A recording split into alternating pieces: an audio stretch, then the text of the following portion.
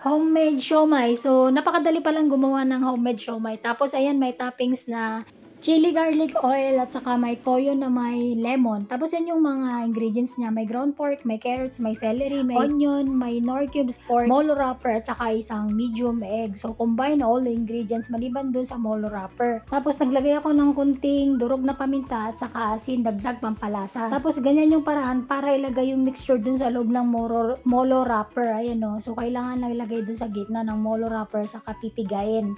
Tapos inulit-ulit ko na lang yung procedure hanggang makabuo ako ng 27 pieces guys. Actually, pwede rin itong gawing business. Lalagyan nyo na lang or dadagdagan na lang ng konting harina para may dagdag extender. So since ito ay pagkain lang sa bahay, kaya puro na meat yung nilagay ko dyan. Wala akong masyadong extender na nilagay na harina.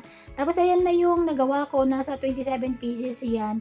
Tapos ang sunod ay kailangan i-steam yan guys for 30 minutes. So nilagay ko na siya sa steamer. Tapos niluto ko siya for about 30 minutes. So after 30 minutes, ayan, so nagiba na yung kulay niya at luto na. So ang bango-bango niya kasi may lahok nga na celery yung ating mixture. At ang sarap-sarap na yung talagang kainin. Pero nakalimutan ko ulit siya na picturean ko. Kunti na lang nung naalala ko na wala pa pala akong picture ng final product. So nilagyan ko rin siya ng chili garlic oil tapos may toyo at lemon na sausawan. So yung chili garlic oil, meron na rin akong separate na video yan kung paano siya gawin. So i-include ko na lang dun sa description ng video ko na ito. Kain tayo guys, yummy to!